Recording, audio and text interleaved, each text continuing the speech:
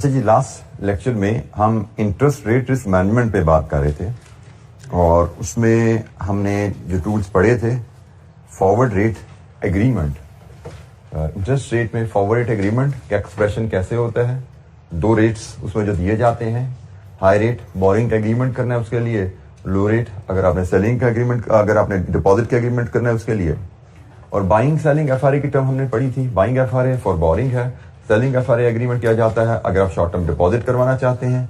और हमने जो कॉन्सेप्ट पढ़ा था कि एफआरए सेटलमेंट की जाती है, FRA interest rate FRA non deliverable होता है, करेंसी का एफआरए डिलीवरेबल है लेकिन interest rate FRA non deliverable है।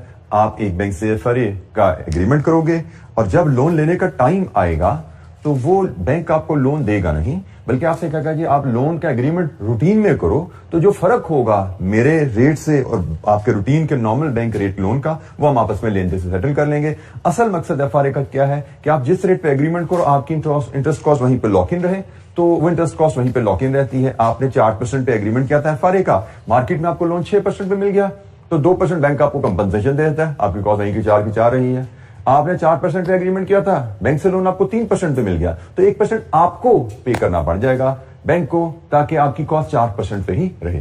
सो एफआरए सेटलमेंट के हमने बारे में बात की थी कि एफआरए सेटलमेंट जब लोन दिया जाता है ना उस वक्त कर लिया जाता है एफआरए सेटलमेंट का काम। इसलिए हमने ये भी इसमें डिस्कस किया था कि एफआरए सेटलमेंट इसीलिए हम एडवांस में उसकी प्रेजेंट वैल्यू में करते हैं, क्योंकि फॉर एग्जांपल लोन मेरा अगर 6 महीने का है तो लोन शुरू होने से पहले ही हमारी एफआरए सेटलमेंट हो रही होती है, लोन शुरू होने से पहले एफआरए सेटलमेंट होती है, इसलिए जो लोन की जो एफआरए सेटलमेंट की अमाउंट होती है वो प्रेजेंट वैल्यू में सेटल की जाती है।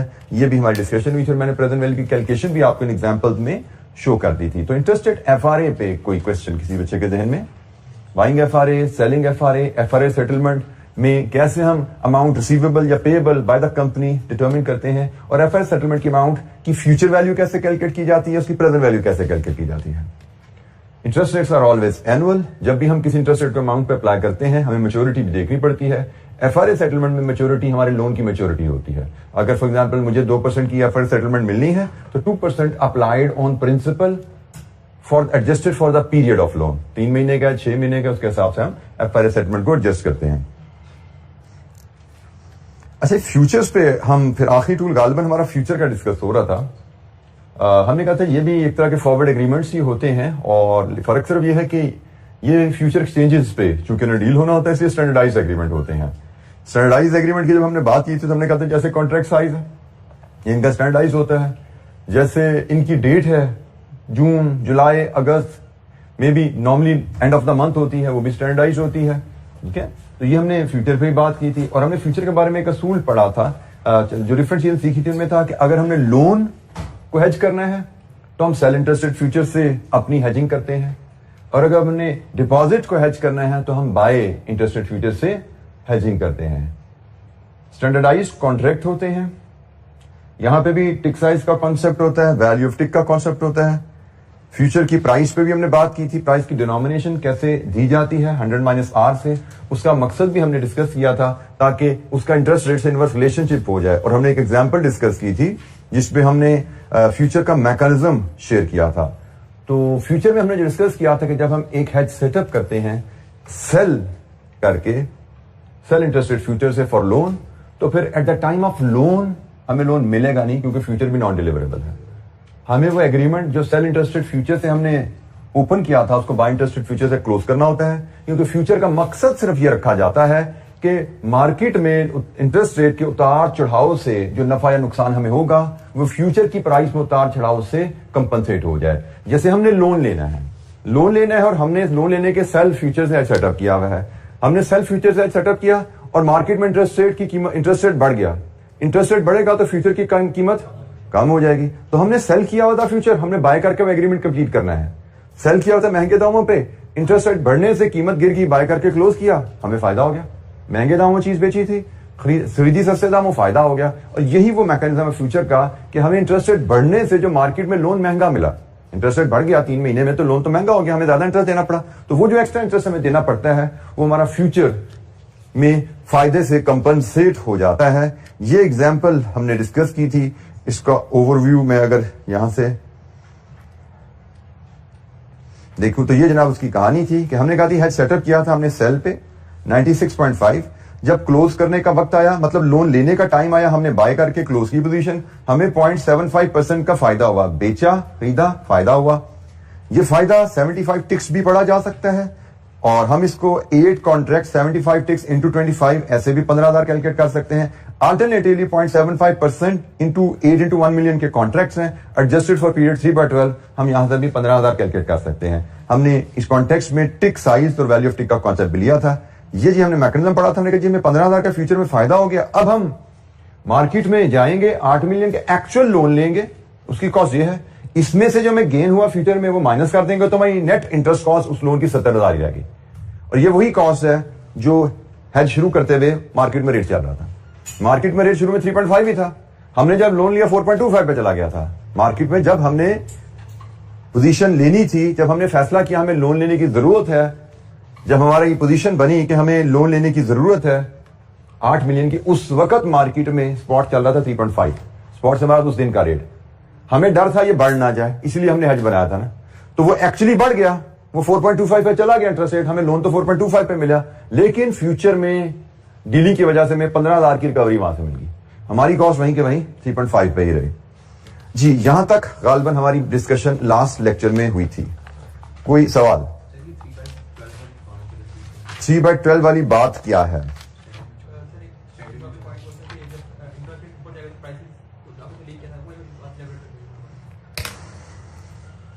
दो सवाल है। पहला सवाल हम इसको बात कर लें 3/12 क्या चीज है।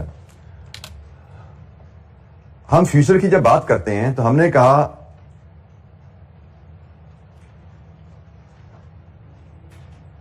फ्यूचर स्टैंडर्डाइज्ड कॉन्ट्रैक्ट होते हैं, हमने एक जुमला बोला था future are standardised contract. FRA को हम कहते हैं टेलर मेड कॉन्ट्रैक्ट है। हम 3 to 6 कॉन्ट्रैक्ट लेना चाहें मिलेगा, हम 2 to 8 कॉन्ट्रैक्ट लेना चाहें मिलेगा, 6 to 10 कॉन्ट्रैक्ट लेना चाहे मिलेगा। 6 to 10 कॉन्ट्रैक्ट का मतलब 8 से 6 महीने बाद 4 महीने के लिए, ठीक हो, हमें मिल जाता है। हम 6 to 12 लेना चाहे मिल जाएगा, मतलब टेलर मेड है, जिसको हम ओवर द काउंटर कॉन्ट्रैक्ट भी कहते हैं। आप बैंक से जाते हो, काउंटर पे निगोशिएट करते हो अपनी जरूरत के मुताबिक, और उसमें सिर्फ पीरियड ही टेलर मेड नहीं होता, अमाउंट भी टेलर मेड। आपको जी मुझे 10 मिलियन का कॉन्ट्रैक्ट चाहिए, मुझे 55.60 मिलियन 55.6 मिलियन का कॉन्ट्रैक्ट चाहिए, आपको जी 102.4 मिलियन का कॉन्ट्रैक्ट चाहिए, सारे कॉन्ट्रैक्ट मिलेंगे, ओवर द काउंटर है। अब हम जब फ्यूचर में आते हैं तो हमने वर्ड यूज की, फ्यूचर भी काइंड ऑफ एफआरए है बट स्टैंडर्डाइज है। अब स्टैंडर्डाइज में एक टर्म तो हमने बात की कॉन्ट्रैक्ट साइज की, कि भाई in the multiple of 1 million he contract हो सकता है। और इनकी एक और स्टैंडर्डाइज बात जो होती है कि फ्यूचर में जो कॉन्ट्रैक्ट है to borrow to invest, that is for a period of 3 months only. अब इसकी इंप्लीकेशन आगे क्या है, फर्दर कैलकुलेशन इंप्लीकेशन आ जाती है, that is not in our scope, उसमें हम अभी नहीं जाते, ठीक है, क्योंकि वो हमारे यहाँ पे एक एडिशनल एस्पेक्ट ऐड होते जाते हैं और आगे से आगे बात चलती जाती है। चूंकि वो आपके एग्जामिनर ने टच नहीं किया तो हम उसकी डिस्कशन में नहीं जाते। फिलहाल आपको जो समझना है कि एफआरए किसी भी अमाउंट का किसी भी पीरियड के लिए बोरिंग या डिपॉजिट के एग्रीमेंट हो सकता है, लेकिन in the multiple of contract size he amount determine की जा सकती है एग्रीमेंट के लिए। और फ्यूचर की मैच्योरिटी सिर्फ 3 महीने लोन के लिए होती है, सिर्फ 3 महीने का लोन मैच्योरिटी के लिए आपको फ्यूचर मिलेगा कि मैंने 3 महीने के लिए बोरो करना है in the multiple of 1 million, एक कॉन्ट्रैक्ट में एग्रीमेंट कर लो। आपको जी मैंने 3 मिलियन का डिपॉजिट करना है, 3 महीने का डिपॉजिट करना है, तो भाई the multiple of 1 million agreements कर लो आप बाय सेल के। यहां पे क्वेश्चन हमारा आ रहा है कि एक्चुअल लोन हो सकता है हमारा 6 महीने का हो सकता है 4 महीने का हो, अब उसकी क्या इंप्लीकेशन है वो फिलहाल सीफैपली हम छोड़ेंगे, उस पर हम अभी नहीं जाएंगे, ठीक है। अभी फिलहाल हम यही समझते हैं कि हमने भी 3 महीने का लोन लेना है, फ्यूचर भी 3 महीने का, तो बस ठीक का काम खत्म हो गया, हमारा मैनेज हो गया मामला, ठीक है। हम फिलहाल कैफ में इस चीज को सिंपली रख रहे हैं कि हमारा लोन भी हमें 3 महीने के लिए चाहिए और फ्यूचर कॉन्ट्रैक्ट भी 3 महीने का ही होता है। फ्यूचर 3 महीने का ही होता है, ये तो मार्केट की बात है, लिखी पड़ी बात है। हमारे लोन की मैच्योरिटी फर्क भी हो सकती है, और उसकी इंप्लीकेशन क्या है उसमें हम नहीं जाना चाहते, इसलिए हम कहते हैं हमारी मैच्योरिटी भी अज्यूम करें, हमारे केस में 3 महीने रहेगी, ठीक है। तो ये तो होगी बात 3 months की। तो इसलिए अकॉर्डिंगली जब भी हम फ्यूचर में नफा नुकसान निकालेंगे, जब भी हमने फ्यूचर की वैल्यू में बाइंग सेलिंग की फ्यूचर में और हमें पता लगा हमें कितना फायदा या नुकसान है, इसको जब वैल्यू में कन्वर्ट करना है 0.75 को परसेंट को 3/12 से एडजस्ट करना है, क्योंकि 0.75% है, percentages are always annual. Amount में जब भी परसेंटेज को कन्वर्ट करना है आपको पीरियड अटैच करना पड़ेगा, भाई किस पीरियड के लिए परसेंटेज कैलकुलेट करनी है। तो हमने कहा जी इंटरेस्ट के केस में, फ्यूचर के केस में स्टैंडर्ड पीरियड 3/12 होता है, अनलेस टोल्ड अदरवाइज। एग्जामिनर क्या दे जी, फ्यूचर के कॉन्ट्रैक्ट की ड्यूरेशन 6 महीने है, तो भी 6/12 लिख देना यहाँ पे, बट क्वेश्चन साइलेंट है, तो 3/12 ग्लोबल स्टैंडर्ड है। जैसे मैं अगर थोड़ा सा बता दूं आपको कि आई कैप के फाइनल लेवल पे जो क्वेश्चन आए, मैं यहाँ पे भी इतना क्वेश्चन आए नहीं हमें, तो इंटरेस्ट रेट पर तो अभी तक हमें टेस्ट नहीं किया गया। फाइनल लेवल पे हमें क्वेश्चन ऐसे आए हुए हैं जिसमें उसने लिखा हुआ है कि इंटरेस्ट रेट फ्यूचर की मैच्योरिटी 6 महीने है, तो फिर हमने इसको जब वर्किंग में जरूरत पड़ी हमने 6/12 रिड्यूस किया इसको, ठीक है।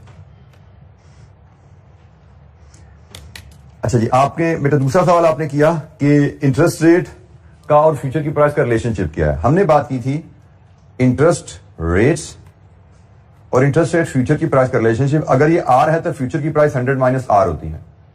अगर इंटरेस्ट रेट आपका 4 है तो फ्यूचर की प्राइस 100 माइनस 4 96 है। अगर इंटरेस्ट रेट आपका 5 है तो फ्यूचर की प्राइस 100 माइनस 5 95 है।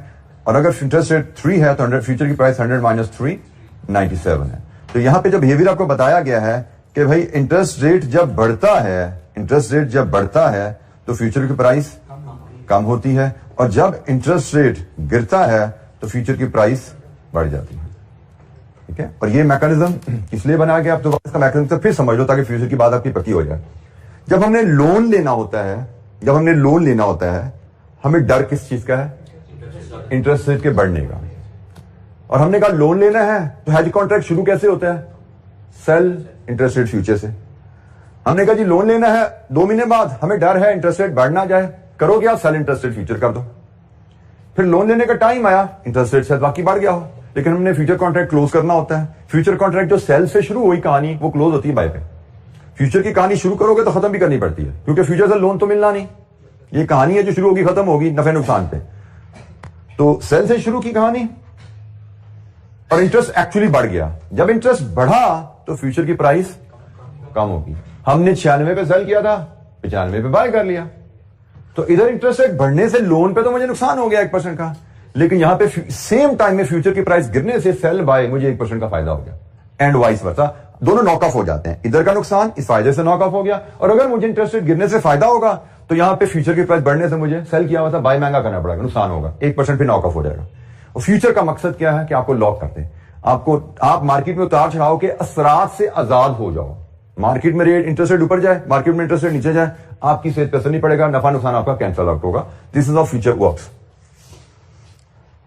अच्छा, एक इलस्ट्रेशन हम और देखते हैं। क्वेश्चन नंबर 2 है इंटरेस्ट रेट फ्यूचर पे, हमारे क्वेश्चन बैंक में 239। मैंने जैसे आपको एफआरए थोड़ा सा मॉडिफाई करवा दिया क्वेश्चन नंबर 1 में, मैं इसको भी आपको थोड़ा मॉडिफाई करवा देता हूं, क्योंकि बोरिंग का केस तो हमने डिस्कस कर लिया, इसको मैं डिपॉजिट का केस बना के आपसे शेयर कर लेता हूं, ठीक है। बोरिंग का केस आपके पास पड़ा हुआ है ना, ये सवाल भी है जवाब भी है, इसको आप देख लेना, रिवीजन हो जाएगी। मैं आपको इस केस को इन्वेस्टमेंट का केस, डिपॉजिट का केस बना के आपसे डिस्कस करता हूं। तो जनाब क्वेश्चन नंबर 2 है, ये जो क्वेश्चन आपके सामने आया, इसमें लिखा हुआ है a company on January 1 company plans to borrow, मैंने कहा कंपनी वांट्स टू डिपॉजिट, ठीक है जी। ये मैंने डिपॉजिट का केस बना दिया। 57 मिलियन ऑन अप्रैल 1, फरवरी मार्च अप्रैल 3 महीने बाद, फॉर 6 मंथ। ओए 6 मंथ कहां से आ गया अभी मैं? अच्छा जी, चलिए देखते हैं कैसे इसको मैनेज कर रहे हैं।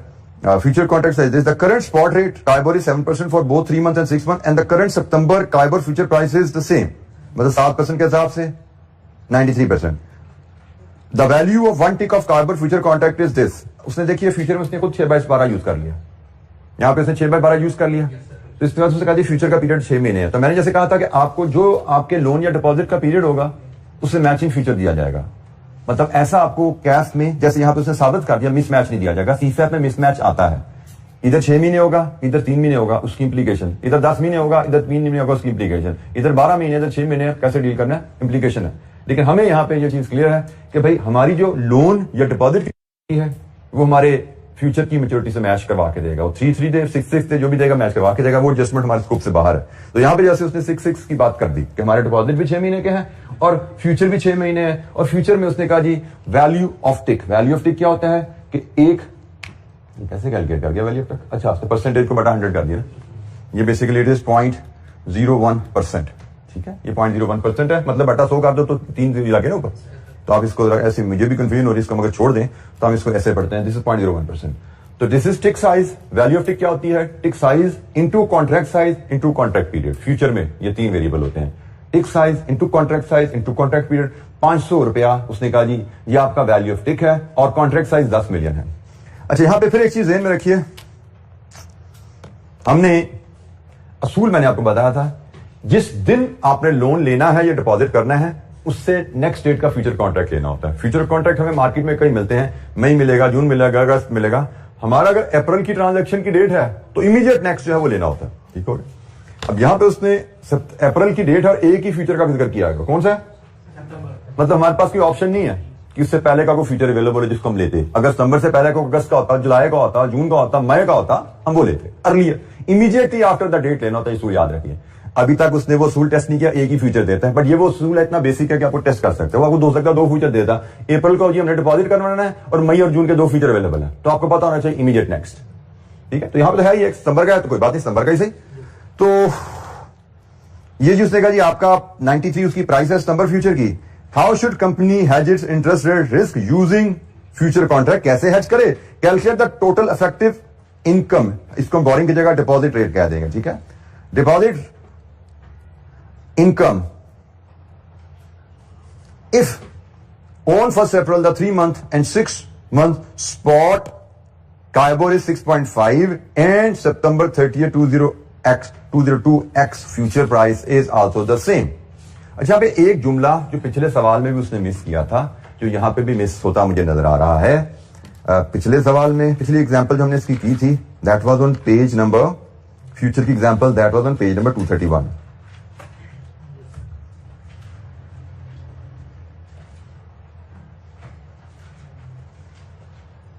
पेज नंबर 31 पे जाइए, बल्कि मैं पहले यहां पे आपको अगर चले पहले 31 को चेंज करते हैं। छोटी सी मुझे लगता है इन्फॉर्मेशन मिसिंग है जो यहां पे आपके लिए होनी चाहिए थी।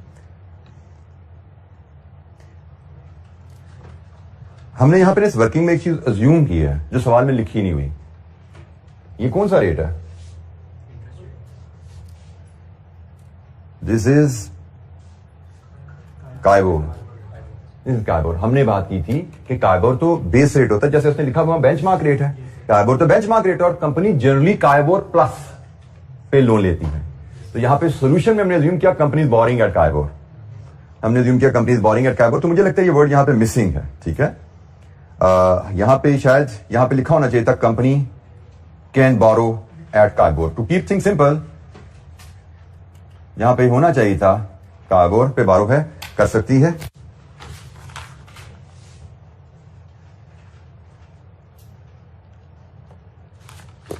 और सिमिलरली जब हम क्वेश्चन नंबर 2 की बात कर रहे हैं जो कि पेज नंबर 239 पे है, यहां पे भी हम टू कीप थिंग सिंपल हम एज्यूम कर लेते हैं company can invest eight KIBOR. Company KIBOR पे इन्वेस्ट कर सकती है। कंपनी कैन डिपॉजिट कह लीजिए, डिपॉजिट प्लेस डिपॉजिट या डिपॉजिट एट काइबोर। कंपनी अपनी इन्वेस्टमेंट काइबोर पे कर सकती है।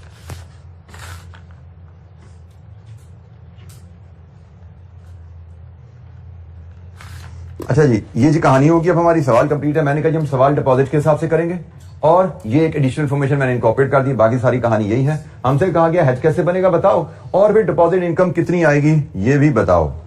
तो हेज कैसे बनेगा? Question number 2, question number 2, hedge कैसे बनेगा? डिपॉजिट का हेज है तो हमने पढ़ा था डिपॉजिट का हेज बनता है बाय। ठीक है जी, company should buy interest rate future जिसकी सेटलमेंट डेट सितंबर है, जिसकी प्राइस हमें गिवन है 97.00। ठीक है, और कॉन्ट्रैक्ट्स कितने? 57 मिलियन ओवर 10 मिलियन, ये बने 5.7 जिसको राउंड ऑफ करेंगे हम 6। ये जी हेज सेटअप हो गया।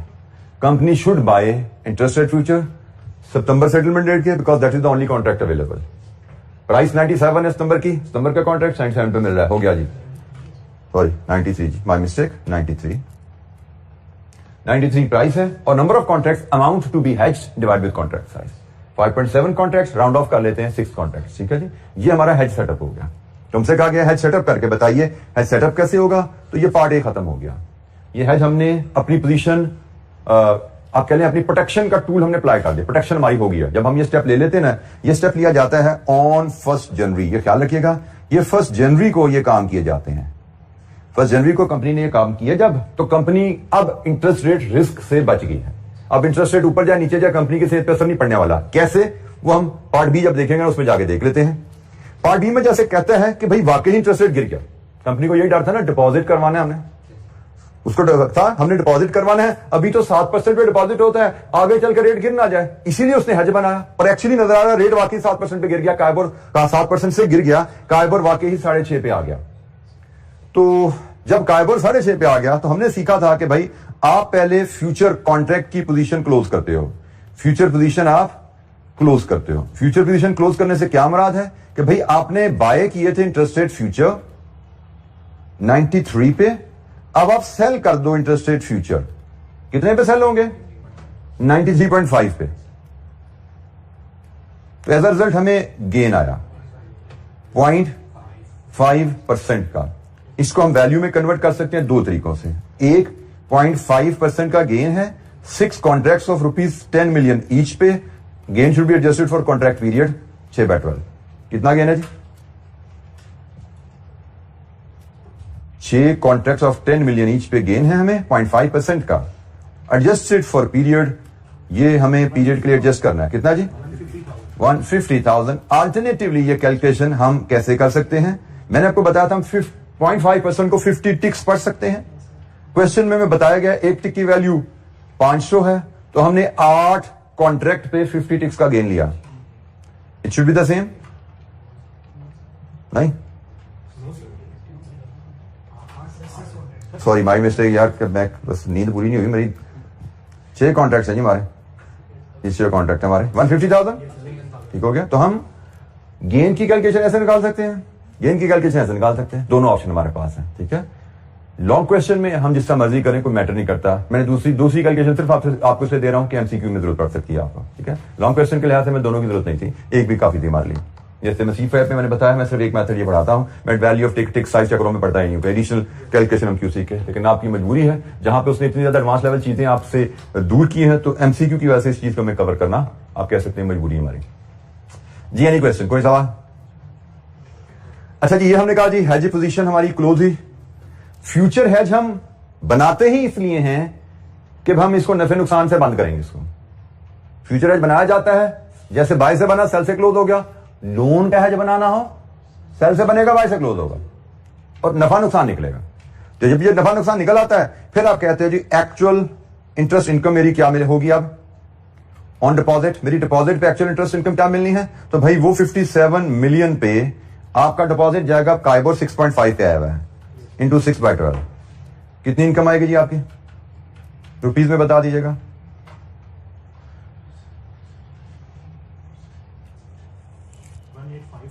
$1,852,500 ये आपकी इनकम आई है, और इस इनकम में ये प्रॉफिट ऐड कर दो, ठीक है, इसमें ये ऐड कर दो। ये भी आपने प्रॉफिट किस लिए किया था कि भाई इनकम में जो ड्रॉप आए वो कवर हो जाए इससे, तो ये भाई add income from futures, interest rate futures 150,000। तो बोलिए आपकी टोटल इनकम ऑन डिपॉजिट कितनी आई, 2500।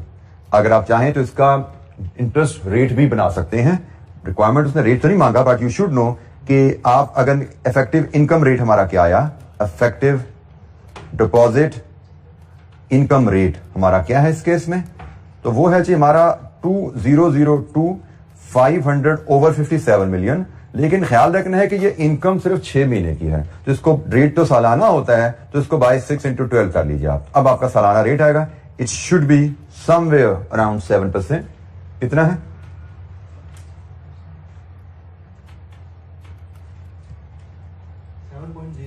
7.03%। जब हमने डिपॉजिट का प्लान किया था तो मार्केट में रेट, बेटा ये 6 महीने का इंटरेस्ट है ना, इसको बाय 6 × 12 करें तो साल का इंटरेस्ट हो गया, साल का इंटरेस्ट ओवर प्रिंसिपल, साल का रेट आ गया, ठीक है, क्योंकि हम रेट सालाना लेते हैं।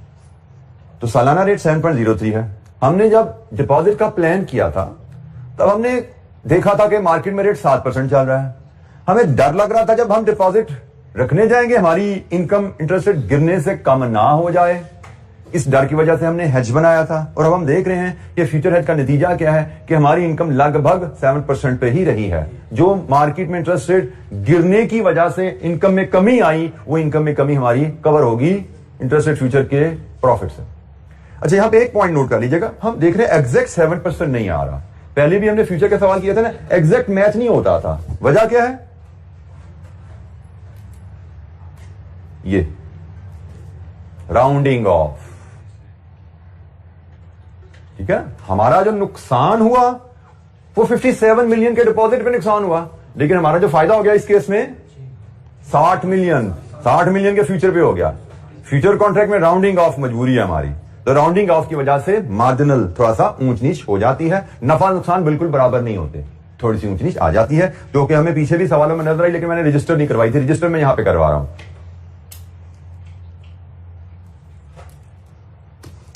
जी जनाब, एनी क्वेश्चन, कोई सवाल?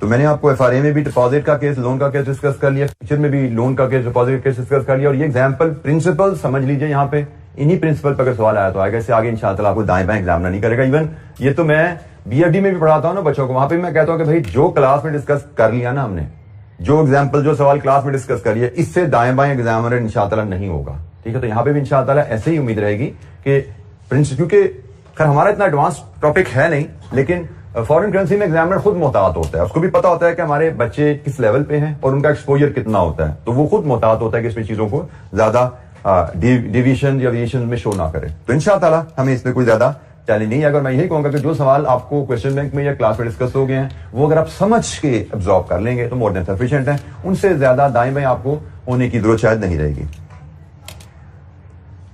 अच्छा जी, अब हमारा आखिरी tool interest rate risk management का, ऑप्शंस, इंटरेस्ट रेट ऑप्शन।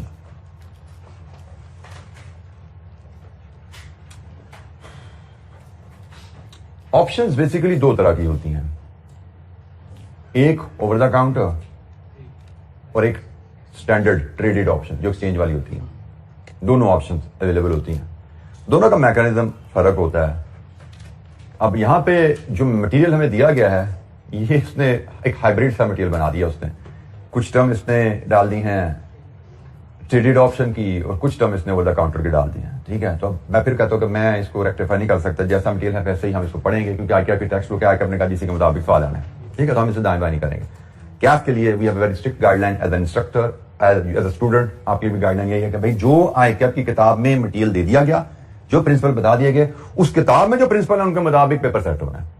तो ये चीज आपने खुद, वैसे तो टीचर्स इंश्योर कर रहे होते हैं, लेकिन जहां पे आपको कोई डाउट हो, खुद जाके आईकेएफ की किताब में देख लिया करें कि आईकेएफ की किताब में ये कॉन्सेप्ट किस डेप्थ में गया है और किस हद तक एक्सप्लेन हुआ है। ठीक है, तो आईकेएफ ने हमारा दो गाइडलाइन कैफ के बारे में दी है। एक कंटेंट के बारे में देखना है, कभी क्या कंटेंट, क्या प्रिंसिपल टेस्ट होंगे, किताब देख लेना। डिफिकल्टी लेवल देखनी है, किस डिफिकल्टी लेवल तक टेस्ट होगा, तो क्वेश्चन बैंक आईकेएफ का देख लेना। तो हमारे इन जो नोट्स मैंने आपसे बना शेयर किए हैं, इसमें कंटेंट्स में भी मैंने आईकेएफ की बुक को क्लियरली लेकर साथ चला, साथ अपनी तरफ से कुछ एग्जाम्पल फर्दर ऐड की हुई है। और मैंने इंश्योर किया, क्योंकि बिल्कुल इनिशियल स्टेज है, पास पेपर है नहीं, तो क्वेश्चन बैंक में जो आईकेएफ ने क्वेश्चन दिए वो सारे हमने यहाँ पे तकरीबन शामिल किए हुए हैं। तो ये जहां पे आपको किसी भी टॉपिक पे डाउट हो, किसी और सब्जेक्ट में डाउट हो, you should know this principle. Content के लिए किताब और डिफिकल्टी लेवल के लिए क्वेश्चन बैंक, जो आईकेएफ के चैप्टर के एंड पे क्वेश्चन दिए होते हैं वो। ठीक है, अच्छा जी, अब ये जैसे मैंने कहा एक हाइब्रिड डिस्कशन है, तो हमें इसको हाइब्रिड जिस अंदाज में दी गई है उस अंदाज में इसको डिस्कस करेंगे। ऑप्शंस के वर्ड से फेमिलियर कि भाई ऑब्लिगेशन नहीं है, ऑप्शन है, राइट है। जिस तरह हमने करेंसी में ऑप्शन डिस्कस की थी, ये भी वैसे ही ऑप्शन है। हमने कहा था कि हम करेंसी में ऑप्शन टू बाय ले लें, तो दिल करेगा तो बाय कर लेंगे, दिल करेगा तो नहीं करेंगे। यहां पे भी वही बात है कि भाई ऑप्शन टू बोरो कर लो, दिल करेगा तो बोरो कर लेना, नहीं करेगा तो ना करना। So interest rate option grants the buyer option, the right but not an obligation to deal at an agreed interest rate at a future maturity date. On the date of expiry of the option, the buyer must decide whether or not to exercise the right. क्या उसने option के through से loan का अगर agreement है, option के through loan लेना है या नहीं लेना, ऑप्शन के थ्रू लोन लेना है या मार्केट से लेना है, बायर शुड डिसाइड। आप ऑप्शन के थ्रू जब हेज करते हो तो लोन के केस में आप मैक्सिमम इंटरेस्ट अपना लॉक कर लेते हो, इनकम के केस में मिनिमम इंटरेस्ट लॉक कर लेते हो। फॉर एग्जांपल, आपने ऑप्शन ली टू बोरो एट 8%, अब मार्केट में रेट 8 से ज्यादा हो जाएगा, you will exercise the option and your interest cost will not go above 8। इसका मतलब आपने मैक्सिमम इंटरेस्ट कॉस्ट अपनी लॉक कर ली।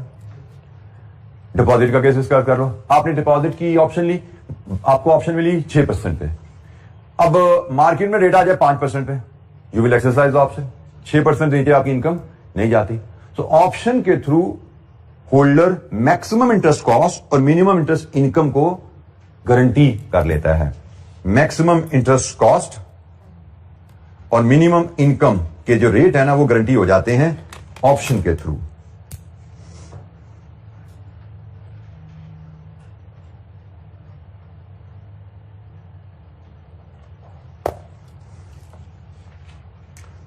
चूंकि हम कह रहे हैं यहां पे गारंटी होते हैं, इसलिए इनको इंटरेस्ट रेट गारंटी भी कहा जाता है। ऑप्शन, इंटरेस्ट रेट ऑप्शन को इंटरेस्ट रेट गारंटी भी कहा जाता है, ठीक है, क्योंकि यहां पे हम इंटरेस्ट रेट गारंटी करवा रहे होते हैं अपनी। अच्छा, इंटरेस्ट रेट ऑप्शन से रिलेटेड, चूंकि ऑप्शन आती है तो कॉल और पुट की टर्म आ जाती है। लेकिन अब कॉल की पुट हमने, कॉल और पुट की टर्म हमने पढ़ी थी पहले करेंसी में। हमने था कॉल का मतलब ऑप्शन टू बाय, पुट का मतलब ऑप्शन टू सेल। अब यहां पे ना बाय होना ना सेल होना, यहां पे कहानी थोड़ी फर्क। तो यहां पे कॉल लिंक होती है इनकम के साथ या डिपॉजिट के साथ, और पुट लिंक होती है इंटरेस्ट कॉस्ट के साथ। और इसके नीचे ये जुमला है, ये गलत हो गया, क्योंकि जब हम इनकम की, रिसीव इंटरेस्ट की बात करें, इनकम की बात कर रहे हैं, तो ये मिनिमम, ये बेटा टाइपो, इसको ठीक कर लीजिए, ये मिनिमम इंटरेस्ट रेट होता है। जब हम इंटरेस्ट कॉस्ट की बात कर रहे हैं, पुट की बात कर रहे हैं, तो ये मैक्सिमम इंटरेस्ट होता है। ये भी ऊपर मैंने आपसे शेयर किया ना, मिनिमम मैक्सिमम की कहानी, कि मैक्सिमम कॉस्ट होती है, मिनिमम इनकम है। गारंटी आपको क्या मिलती है ऑप्शन से? मैक्सिमम इंटरेस्ट कॉस्ट की गारंटी मिलती है लोन के केस में, मिनिमम इनकम की गारंटी मिलती है डिपॉजिट के केस में। तो वही यहां पे बात हो रही है कि अगर आपने रिसीव इंटरेस्ट का मतलब इनकम है ना, अगर आपने इनकम को हेज करना है तो कॉल ऑप्शन से हेज होती है, और कॉल ऑप्शन आपको मिनिमम इनकम गारंटी कर देती है। और अगर आपने लोन को हेज करना है तो वो पुट ऑप्शन से हेज होती है, और पुट ऑप्शन आपको लोन में मैक्सिमम इंटरेस्ट गारंटी करती है। ऐसे ही है जी।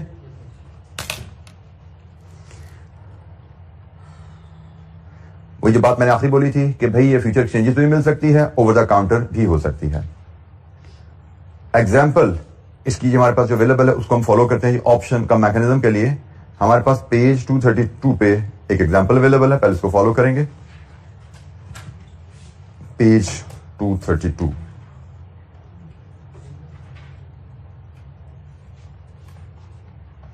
A company intends to borrow $10 million in 4 months time for a period of 3 months. 4 महीने बाद 3 महीने के लिए। What is concerned about volatility of dollar LIBOR rate? हमने काइबोर पढ़ा था। KIBOR is Karachi interbank offer rate, London interbank offer rate, LIBOR London interbank offer rate. International currencies के लिए हम लाइबोर को रेफर करते हैं, पाकिस्तानी करेंसी के लिए हम काइबोर को रेफर करते हैं। That is the base rate है, दोनों बेस रेट ही।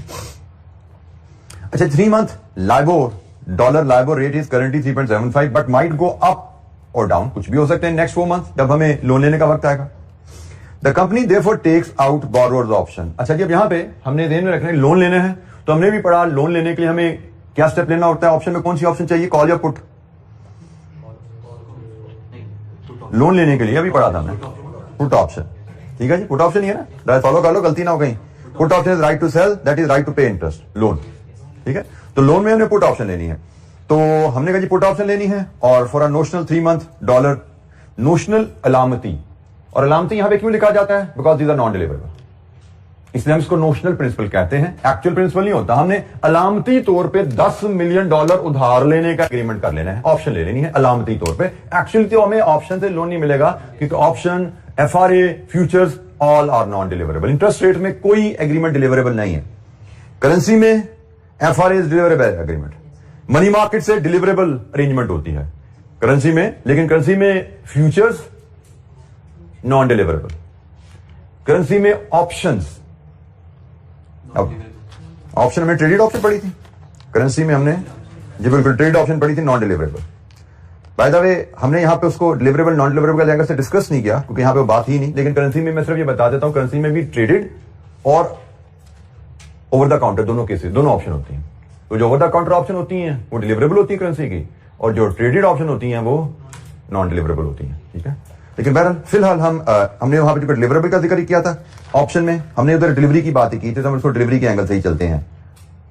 करेंसी में हमने नॉन डिलीवरेबल का कॉन्सेप्ट डिस्कस नहीं किया था, लेकिन C5 में आपको जाके पता लगेगा वहां पे दोनों चीजें होती हैं। जिस तरह हम इंटरेस्ट रेट के बारे में तो हम क्लियर है भाई, सारे ही नॉन डिलीवरेबल एग्रीमेंट, कोई डिलीवरेबल एग्रीमेंट नहीं है, तो ये भी नॉन डिलीवरेबल एग्रीमेंट है। अच्छा जी, हमने कहा हमें पुट ऑप्शन चाहिए और स्ट्राइक रेट 4% पे हमें पुट ऑप्शन मिल रही है, मतलब 4% पे बोरो करने की हमें ऑप्शन मिल रही है। 4 महीने बाद इस ऑप्शन की एक्सपायरी आएगी, जब एक्चुअल लोन लेने का टाइम आएगा, जब हमें डिसाइड करना होता है कि हमें इस ऑप्शन के थ्रू लोन लेना है या नहीं। जब हमें डिसाइड करना है कि हमें इस ऑप्शन के थ्रू लोन लेना है या नहीं, तो हम करेंगे क्या, 4 महीने बाद देखेंगे मार्केट रेट पे लोन मिलता है और फिर फैसला कर लेंगे। और rule is very simple, market में अगर हमें बैंक से 4% से ज्यादा लोन मिल रहा है, हम कहेंगे ये ऑप्शन के थ्रू लोन लेना। मार्केट में 4% से कम रेट पर लोन मिल रहा है, हम कहेंगे जी मार्केट से लोन लेंगे, हमें ऑप्शन से लोन नहीं चाहिए। Very simple mechanism. तो जनाब यही किया जाता है कि आप वेट करते हो 4 महीने का, जहां पे आपको ऑप्शन क्रेडिट नहीं लेना। हाँ ऑप्शन है ना, तो ऑप्शन प्रीमियम भी होता है भाई, ठीक है, ऑप्शन प्रीमियम भी आएगा और हमें परसेंटेज पर एनम दिया जाता है, नोशनल प्रिंसिपल पे कैलकुलेट होता है, percentage per annum on notional principal. जिस प्रिंसिपल की आपने ऑप्शन ली है, परसेंटेज आपको बताई जाएगी, उसके साथ आप प्रीमियम कैलकुलेट कर लेते हो। अच्छा, जब होगा क्या इन 3 मंथ्स टाइम, अगर रेट से 6% पे है, रेट 6% पे है, मार्केट में लोन आपको 6% पे मिल रहा है, तो इसका मतलब आपका दिल चाहेगा मैं ऑप्शन के थ्रू लोन लूं और 4% पे कॉस्ट पे करूं। अब इशू यहां पे फिर वो आता है कि ऑप्शन एग्रीमेंट तो नॉन डिलीवरेबल होता है, काम कैसे करेगा। तो भाई काम जैसे FRA में हमने देखा था ना, वैसे ही है कि भाई हमें लोन तो 6% पे लेना पड़ेगा, लेकिन जिस बंदे से हमने ऑप्शन लिया वो 2% की कंपनसेशन हमें देगा, जस्ट लाइक FRA सेटलमेंट। बिल्कुल इसी अंदाज में हमें यहां पे कंपनसेशन मिलेगी और 0.5% हम पहले प्रीमियम दिए बैठे हैं, तो टोटल कॉस्ट हमारी 4 नहीं फिर 4.5 पे चली जाती है। लेकिन अगर इंटरेस्ट रेट से 3% पे आ जाता है, फिर हमने डिसीजन लिया हमें ऑप्शन नहीं चाहिए, हम आराम से मार्केट से 3% पे लोन लेंगे, 0.5% पहले पे किया हुआ है, 3.5 पे हमारा टोटल कॉस्ट आ जाती है। ये ब्रीफ सा मैकेनिज्म ऑप्शन का है। अब इसको फर्क आप देख लो, ऑप्शन फ्लेक्सिबिलिटी देती है, हमने शुरू में बात की थी, और FRA लॉक करता है। अगर आपने लेट से 4% पे FRA लिया होता, 4% पे FRA लिया होता, रेट ऊपर जाता रेट नीचे जाता, आपकी कॉस्ट 4 पे लॉक थी, ठीक है, हम लॉक थे। अब इससे क्या हुआ, ऑप्शन से हमने अपनी मैक्सिमम इंटरेस्ट कॉस्ट गारंटी कर ली। अब रेट बेशक 10 पे चला जाए, हमारी कॉस्ट 4.5 से ऊपर नहीं जाएगी, मैक्सिमम गारंटी होगी, मिनिमम जितना रेट नीचे करेगा सारा फायदा हमारा, ठीक है। तो यह है आपका ऑप्शन का मैकेनिज्म कि आप एग्रीमेंट करते हो, उसके बाद एक रेट पे एग्रीमेंट हुआ, आप फिर एक्सपायरी की डेट का इंतजार करते हो, एक्सपायरी पे क्या रेट है उसके मुताबिक फैसला करोगे। आपका लोन का एग्रीमेंट था 4% पे, एक्सपायरी पे मार्केट में लोन 6% पे मिल रहा है, आपका डिसीजन एक्सरसाइज द ऑप्शन, आपकी कॉस्ट 4.5 पे रहेगी। मार्केट में रेट चल रहा है 3% पे, your decision is don't exercise, क्योंकि आपका एग्रीमेंट 4 का है, व्हाई टू एक्सरसाइज दैट। 3% पे लोन लिया, आपकी कॉस्ट 3.5 पे रहेगी। This is option.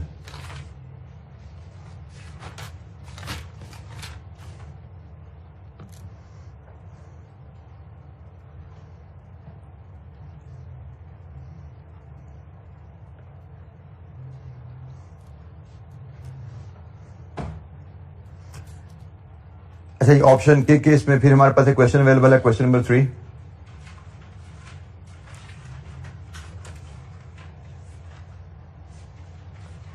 अच्छा, इसमें मैं फिर वही हरकत करता हूं, फिर लोन का केस है, मैं इसको फिर डिपॉजिट के केस से डिस्कस कर लेता हूं, कि लोन तो भी डिस्कस कर लिया ना हमने, इसको डिपॉजिट के केस से डिस्कस कर लेते हैं। बेस्ट ट्रेडिंग कंपनी पेज 240 पे, best trading limited needs to borrow की जगह हम कह सकते हैं invest 20 million in 6 months time for a period of 4 months. 4 months US dollar rate is, LIBOR rate is currently 3%, but might go up or down, कुछ भी हो सकता है in the next 6 months, क्योंकि 6 महीने बाद 4 महीने के लिए the borrowed option is available at a, इसको हम डिपॉजिटर्स ऑप्शन कर देते हैं जी, Deposit option is available at premium of 0.2% per annum with a strike rate of 3.35% and expiry date in 6 months time. Assume that the company is able to deposit. यहां पे अब उसने वो मसला हल कर दिया जो पहले आता था, 2 सालों में आया था ना, उसने बता नहीं होता था कंपनी, यहां पे उसने बता दिया. Assume that company is able to deposit at $, LIBOR rate required.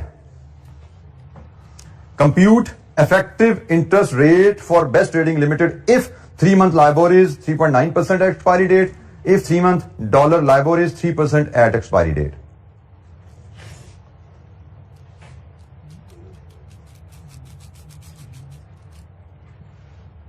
हमारी ऑप्शन हमारी है 3.5 की, 3.35 की, ठीक हो गई. तो अब हमने कहा जी हम डिपॉजिट का केस है, हम इसमें उसने मांगा तो नहीं, लेकिन हम पहले हेज की एक टर्मिनोलॉजी भी लिख लेते हैं. हम कहते हैं क्वेश्चन नंबर 3 में हम हेज कैसे बनाएंगे, किस ऑप्शन से बनेगा हेज? डिपॉजिट का हेज है ना, तो डिपॉजिट का हेज के लिए कंपनी शुड बाय कौन सी option? Call option. Buy call option, और जो कि अवेलेबल है किस रेट पे? 3.35 पे.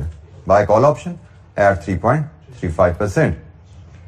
फिर होगा क्या? 2 सिनेरियोस ने हमें दिए हैं, दोनों सिनेरियोस को हमें वैलिडेट करने हैं, तो हम दोनों सिनेरियोस के लिए 2 कॉलम बना लेते हैं.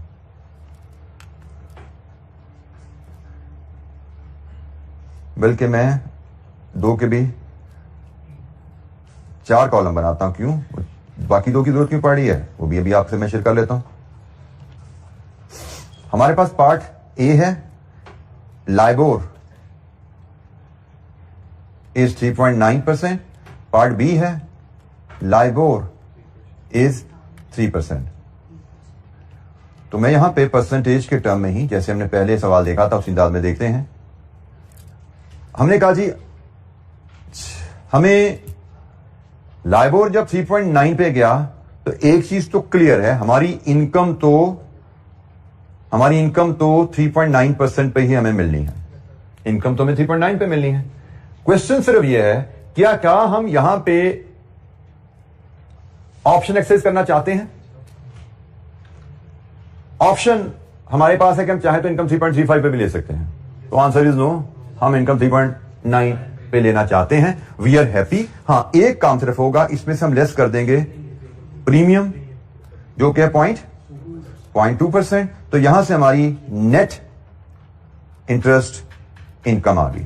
ठीक है जी, नेट इंटरेस्ट इनकम 3.7%. ये प्रीमियम की पेमेंट है, इसको ब्रैकेट में शो कर देते हैं. ये पहला केस हो गया. दूसरा केस, मार्केट में रेट 3% पे है. क्या हम ऑप्शन एक्सरसाइज करना चाहते हैं या नहीं? मतलब हम 3.35 पे इनकम लेना चाहते हैं 3 पे. आंसर 3.35. हम 3.35 पे इनकम लेना चाहते हैं, बट नॉन डिलीवरेबल है. 3.35 पे इनकम मिलेगी नहीं. इनकम मिलेगी आपको पहले 3 पे ही, फिर आप receive from option writer. Option writer से कहोगे भाई मुझे 3.35 का आपने एग्रीमेंट किया था, मुझे तो 3% पे इनकम मिल रही है, 0.35 आप पे करो. प्रीमियम तो यहां पे भी पे किया अभी हमने, तो यहां पे हमारी इंटरेस्ट इनकम कितनी बनी? 3.15%. अब ये हमारी मिनिमम इंटरेस्ट इनकम है. रेट बेशक आपका ये 2% पे गिर जाए, 1% पे आगे गिर जाए, आपकी इनकम इससे नीचे नहीं जाएगी. तो नॉन डिलीवरेबल एग्रीमेंट है, आपकी इनकम इसी रेट पे आनी है. लेकिन अगर आप ऑप्शन एक्सरसाइज करोगे, ऑप्शन एक्सरसाइज करने का मतलब आप ऑप्शन से, जिस बंदे से आपने ऑप्शन खरीदी उसको ऑप्शन राइटर कहा जाता है. हमने कहा buy option, buy call option. तो बाय कॉल ऑप्शन हमने ऑप्शन खरीदी है, जिससे खरीदी है ऑप्शन सेलर को ऑप्शन राइटर भी कहा जाता है. ऑप्शन राइटर कह लो या ऑप्शन सेलर कह लो, जिसने ऑप्शन हमें बेची है ना, हम उसे कहते हैं भाई 0.35 इस केस में मिल दो. यहां पे हमने उसको कहा था भाई माफ किया तुझे, हमें तेरी जरूरत नहीं है, हम खुश हैं अपने काम से, मार्केट में 3.9 हो गया, वी आर हैप्पी. ऑप्शन है ना, आपसे लेन देन खत्म हो गई कहानी. इधर हम कहते हैं नहीं भाई हमें मार्केट से 3% मिल रहा है, आपसे 3.35 के हमारे पास ऑप्शन है, हम ले सकते हैं आपसे 3.35 पे इनकम, तो हमें 3.35 की इनकम पूरी करके दो.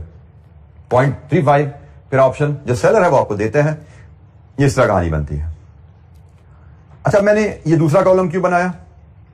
दूसरा कॉलम इसलिए बनाया कि examiner may ask you to determine amount. यहां पे तो नहीं कहा अभी तक किसी सवाल में, लेकिन चले वो कहता है जी अमाउंट भी बताओ. तो अमाउंट हमारी यहां पे डॉलर इन मिलियन है. क्वेश्चन नंबर कौन सा करें? क्वेश्चन नंबर $3 इन मिलियन है. तो जनाब डॉलर इन मिलियन निकालो. कि अगर मैं $20 मिलियन 3.9% पे इन्वेस्ट करूं फॉर अ पीरियड ऑफ 4/12 तो मेरी इनकम कितनी होगी? मिलियन में बता दिया, चलो अगर अमाउंट छोटी बन रही है तो मुझे डॉलर में बता देना। 0.26, आगे प्रीमियम भी आना तो उसको डॉलर ही आना था, 260,000, ठीक है। और ये प्रीमियम है इस पे, ये हमने जो पे किया हुआ 20 मिलियन इंटू 0.2% इंटू 4/12 जी, रुपीज में और डॉलर में। बेटा इसको मल्टीप्लाई कर देना उसके साथ बेटा, 20 मिलियन इंटू 0.2% इंटू 4/12, जिसे हमने इंटरेस्ट इनकम 4/12 की है, ये भी 4/12 में होगा। 13333 लीजिए जी, इनकम कितनी बन गई? 246667। इंटरेस्ट रेट जितना ऊपर जाएगा हमारी इनकम बढ़ती जाएगी। ऑप्शन का फायदा यह है कि आप लॉक नहीं हो, अगर इंटरेस्ट रेट ऊपर जाता जाएगा आपका फायदा होता जाएगा। लेकिन ऑप्शन का फायदा यह भी है कि इंटरेस्ट रेट जितना मर्जी गिर जाए आपकी इनकम 3.15 से नीचे नहीं जाएगी। तो जनाब इसकी कैलकुलेशन देखो जरा, अगर ये रेट हम 3% या फीड करें तो हमारी इनकम क्या बनेगी? 20 मिलियन का 3% इंटू 4/12 200,000, और फिर हम 0.35 इनकम वसूल करेंगे ऑप्शन सेलर से, 0.35%, ये भी 4/12 के लिए आएगी। ये कितनी आएगी?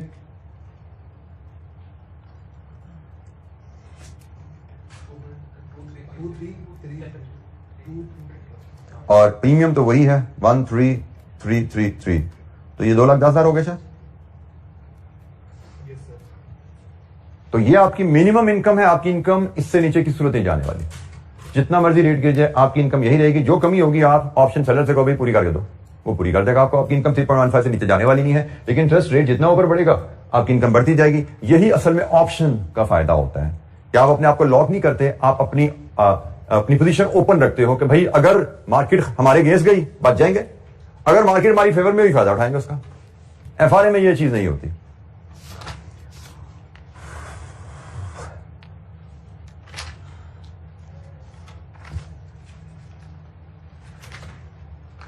जी जनाब, एनी क्वेश्चन, कोई सवाल? अच्छा जी, अब हम मार्केट रिस्क पे डिस्कशन, अगर आपको याद हो तो बड़ी देर पहले हमारी डिस्कशन हुई थी। हमने एक बात शुरू कहां देखी थी? There are 3 types of financial risk: market risk, credit risk, liquidity risk. Market risk पे हमारी बात चलती जा रही है। हमने मार्केट रिस्क में पहले फॉरेन एक्सचेंज रेट रिस्क पढ़ा, फिर मार्केट रिस्क में हमने इंटरेस्ट रेट रिस्क पढ़ा। अब मार्केट रिस्क में थोड़ा सा हम कमोडिटी रिस्क पे भी बात कर लेते हैं, क्योंकि बिजनेस में मार्केट में प्राइसेस बदलने के जो असरात आते हैं, वो फॉरेन एक्सचेंज रेट बदलने से भी बिजनेस के प्रॉफिट एंड लॉस पे असरात आते हैं, वो मार्केट में इंटरेस्ट रेट बदलने से भी प्रॉफिट लॉस पे असरात आते हैं, वो मार्केट में कमोडिटी की प्राइसेस बदलने से भी असरात आते हैं। For example, you are into trading, buying selling करते हो, तो आपकी बाइंग सेलिंग में आपने, फॉर एग्जांपल हम अगर बात करें, I used to work for a rice mill. अब हमारे राइस की जो सीजन होता था हार्वेस्टिंग क्रॉप का, वो शुरू होता था सितंबर से तकरीबन जनवरी तक, समझे, रॉ मटेरियल अवेलेबल होता था। एग्रीमेंट हमें करने पड़ते थे तकरीबन जून जुलाई में अगले 12 महीने के। हमारे कस्टमर कहते थे प्राइसेस कोट करो। अब प्राइस कोट करने के लिए मैंने अपने कस्टमर को इंग्लैंड में, सऊदी अरब में, अमेरिका में क्या प्राइस कोट करनी है, उसके लिए सबसे बड़ा अहम इंग्रेडिएंट होता है रॉ मटेरियल, क्योंकि मेरी मेजर कॉस्ट रॉ मटेरियल से आती थी। अब रॉ मटेरियल मुझे सितंबर से जनवरी तक किस रेट पे मिलेगा? Question mark. अब मैं एक रॉ मटेरियल की प्राइस अज्यूम करके अगर मैं कस्टमर को बिड कर देता हूं और कल को प्राइस नहीं आती, मार्केट रिस्क, प्रोडक्ट, ये हम कह रहे हैं कमोडिटी प्राइस रिस्क आ गया कि कमोडिटी की प्राइस मेरे अंदाजे से डिफरेंट आती है, तो मेरी प्रॉफिटेबिलिटी सारी हो जाएगी। वो प्रॉफिट कम भी हो सकता है, वो लॉस में भी कन्वर्ट हो सकता है। दिस इज कॉल्ड, हम जो कह रहे हैं कि कमोडिटी प्राइस रिस्क। तो मार्केट में कमोडिटी की चीजें प्राइस में चेंजेस आने से भी बिजनेस पे असरात आते हैं। अब इसको कैसे मैनेज किया जाए, इसके क्या हल हैं? There are 2 tools commonly use, future contract, forward contract. पहले मैं इसमें किताब में तो फ्यूचर पे पहले बात हो रही है, लेकिन मैं चूंकि फॉरवर्ड जरा आसान होता है, पहले मैं फॉरवर्ड पे बात कर लेता हूं, फिर फ्यूचर पे बात कर लेते हैं। फॉरवर्ड कॉन्ट्रैक्ट जैसे करेंसी का फॉरवर्ड है ना, वैसे कमोडिटी का फॉरवर्ड है, कोई फर्क नहीं है। मैंने जैसे कहा कि भाई मुझे 3 महीने बाद 100 टन चावल खरीदने हैं, रॉ चावल खरीदने हैं, तो I can enter into an agreement with the producer कि भाई मुझे आज एग्रीमेंट कर लो, 3 महीने बाद मुझे 100 टन रॉ चावल किस रेट पे दोगे? उसने कहा जी मैं आपको 10,000 मान दूंगा। मैं ठीक है, 10,000 एग्रीमेंट साइन हो गया। अब मुझे पता चला, अब मैं कस्टमर को आराम से प्राइस कोट कर सकता हूँ कि भाई 100 टन रॉ मटेरियल चाहिए, उसकी प्राइस लॉक होगी, इस प्राइस के हिसाब से ये कस्टमर का प्राइस मैं बिड कर सकता हूं। तो फॉरवर्ड कॉन्ट्रैक्ट वेरी सिंपल। इसी तरह बेचने का एग्रीमेंट भी हो सकता है कि मैं अगर सेलर हूं लेकिन मेरे बात अदरवाइज है कि आप गंदम खरीद ली, आटा बना लिया, अब आटा बेचना पूरा साल, आगे चल के प्राइसेस गिर ना जाए, डर है भाई, तो आप सेल का एग्रीमेंट भी कर सकते हो, बाय का एग्रीमेंट भी कर सकते हो, सेल का एग्रीमेंट भी कर सकते हो। तो एफआरए फॉरवर्ड रेट एग्रीमेंट क्या है, फॉरवर्ड कॉन्ट्रैक्ट क्या है, enter into now for the settlement of an agreed at an agreed future date और फ्यूचर डेट किसी डेट पे या any time between two dates. इसमें ये भी फ्लेक्सिबिलिटी भी होती है, फॉरवर्ड एग्रीमेंट में फ्लेक्सिबिलिटी भी हो सकती है। फॉर एग्जांपल हम कैसे कह सकते हैं कि भाई 31 दिसंबर को आप हमें रॉ राइस सप्लाई करेंगे, या हम ऐसे भी कर सकते हैं दिसंबर के महीने में रॉ राइस सप्लाई करेंगे पहली से लेकर 31 तक। तो फॉरवर्ड कॉन्ट्रैक्ट में दोनों चीजें हो सकती है, एक डेट लॉक भी हो सकती है और दो डेट्स भी डिसाइड हो सकती है, इन डेट्स के दरमियान आप हमें इस रेट पे सप्लाई करेंगे। Quantity agreed, commodity agreed, delivery time agreed. Price तो है ही है यकीनन, फॉरवर्ड कॉन्ट्रैक्ट शुरू तो प्राइस ही होता है, प्राइस भी लॉक है, क्वांटिटी भी लॉक है, टाइम भी लॉक है। ठीक है कि भाई किस टाइम पे आपने हमें चीजें स्पेसिफाई सप्लाई करनी है। इसका मैकेनिज्म वेरी सिंपल, जजमेंट का एग्रीमेंट हो गया, डिलीवरेबल एग्रीमेंट बात खत्म होगी। तो डिलीवरेबल एग्रीमेंट, फॉरवर्ड एग्रीमेंट, आपको कोई इसमें दिक्कत नहीं है, लेकिन फिर भी हम एक रीड थ्रू कर लेते हैं, एक बेसिक एग्जांपल जो हमें क्वेश्चन में यहाँ पे बुक पे अवेलेबल है, ऑन पेज नंबर डिलीवरी की एफआरए की एग्जांपल पेज 234 पे है। We just read through that example, क्योंकि एफआरए करेंसी वगैरह डिस्कस करके आए हैं तो कमोडिटी का एफआरए हमारे लिए कोई दिक्कत वाली बात ही नहीं है। ये एग्जांपल है जी commodity FRA. A sugar producer जो बनाता है sugar estimates 14.55 ton of sugar will be available for sale. बेचने के लिए हमारे पास होगी 3 महीने बाद। डर क्या जी प्राइस गिर ना जाए। प्राइस जो भी चल रही है वो 1,20,000 चल रही है पर ton. Forward contract on 1 ton of sugar with 3 month expiry is available at 130। 1 month contract 130,000 पर टन का अवेलेबल है। तो प्रोड्यूसर क्या करेगा, एग्रीमेंट साइन कर लेगा कि ठीक है जी मैं 130,000 पे एग्रीमेंट आज लॉक कर देता हूं। एग्रीमेंट लॉक हो गया, लेट्स अज्यूम 3 महीने बाद मार्केट में प्राइस 145 है। अब पार्टी की सेल पे कोई असर पड़ता है, उसका एग्रीमेंट तो 130 पे हो गया, रेट 145 हो या रेट 125 हो, उसको तो 130 में बेचना, खत्म होगी बात। ठीक है, तो अगर यकीन है ये रिग्रेट आ गया उसको, यार मैंने एग्रीमेंट ना ही किया तो अच्छा होता है, लेकिन भाई ये तो है कि आप ये भी जुआ खेलना चाहते हो, चांस लेना चाहते हो, क्योंकि रेट ऊपर गया रेट नीचे भी तो जा सकता है। तो हम रिस्क मैनेजमेंट की जब बात कर रहे हैं तो रिस्क मैनेजमेंट में हमें इस केस में प्राइस के ड्रॉप से बचना है। तो प्राइस के ड्रॉप से बचने के लिए अगर तो फॉरवर्ड अवेलेबल है फॉरवर्ड ले लो, अगर ऑप्शन कोई होता, कमोडिटी में वैसे ऑप्शन होती नहीं है, लेकिन ऑप्शन हमने पढ़ा ना, वहां पे हम ड्रॉप से बच भी जाते हैं और मार्केट प्राइस अगर अच्छी हो तो फायदा उठाने की ऑप्शन होती है। और कमोडिटी में ऐसे नॉमिनी टूल अवेलेबल नहीं है, तो कमोडिटी में हमें सिर्फ फॉरवर्ड अवेलेबल है। भाई अगर तो लॉक करना तो कर लो, फिर ऊपर जाए नीचे जाए हमें उससे कोई गलत नहीं, then we should not have regret. तो ये जनाब आपका एक बेसिक सा फॉरवर्ड का केस है। फ्यूचर की बात करें तो फ्यूचर की कहानी फिर वैसे ही है, कभी स्टैंडर्डाइज कॉन्ट्रैक्ट होगा, स्टैंडर्डाइज कमोडिटी क्वांटिटी होगी, उसकी प्राइस, उसका पीरियड डेट्स जो है वो स्टैंडर्डाइज होंगी, वही बात आ जाती है। These are future contracts for sale and purchase of commodities such as wheat, oil, copper, gold. ये भी हमारे पास ना कमोडिटी एक्सचेंजेस होती हैं। पाकिस्तान में commodity exchanges are available. Pakistan में उसको कहते हैं मर्केंटाइल एक्सचेंज। एक तो आपकी है ना स्टॉक एक्सचेंज, जिसमें आपके शेयर्स की बाइंग सेलिंग होती है। By the way stock exchange में आपके शेयर फ्यूचर की बाइंग सेलिंग भी होती है। जिस तरह आपने किसी भी चीज की बाइंग सेलिंग आपने प्लान कर ली तो रिस्क तो आ गया ना। जैसे आज आपने प्लान किया यार मैं आज से 6 महीने बाद नेस्ले के 5,000 शेयर खरीदूंगा, मेरे प्लॉट के पैसे आएंगे, मैं नेस्ले के 6,000 शेयर खरीदूंगा, साथ ही डर लग गया 6 महीने बाद नेस्ले का शेयर पता नहीं कहां जाएगा। शेयर फ्यूचर भी अवेलेबल होते हैं, C5 में जाके पढ़ेंगे। पाकिस्तान में just for your information share future की मार्केट अवेलेबल है, पाकिस्तान स्टॉक एक्सचेंज। पाकिस्तान में कमोडिटी की मार्केट अवेलेबल है, मर्केंटाइल एक्सचेंज।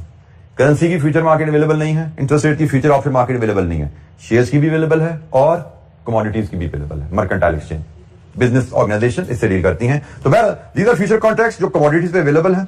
स्पेशल फीचर्स क्या है जिसके, स्टैंडर्डाइज कॉन्ट्रैक्ट है। स्टैंडर्डाइज कॉन्ट्रैक्ट का मतलब आपको पता लग चुका है कि भाई फॉर द परचेज और सेल ऑफ पर्टिकुलर आइटम, जिसमें क्वांटिटी स्टैंडर्डाइज होगी, identical to every other future contract for the same item, with the only exception is there delivery date. वो मैं आपको पहले बता चुका हूं, कभी मई भी हो सकती है, जून भी हो सकती है। जैसे हमने फीचर करेंसी में इंटरेस्ट रेट में बात की, जून सेटलमेंट डेट, जुलाई सेटलमेंट डेट, अगस्त सेटलमेंट डेट, फर्क सिर्फ उसका होगा कमोडिटी स्टैंडर्डाइज होती है, प्राइसेस भी डेफिनेटली फर्क होंगी। They are traded on exchange rather than negotiated on the counter. Such contracts cannot be tailored to the user requirement. वही बात होगी, टेलर मेड नहीं है, स्टैंडर्डाइज है। अल्टीमेटली एक ही बात है, future contracts are standardize agreements to buy और सेल। स्टैंडर्डाइजेशन की बात करें, क्वांटिटी स्टैंडर्डाइज है।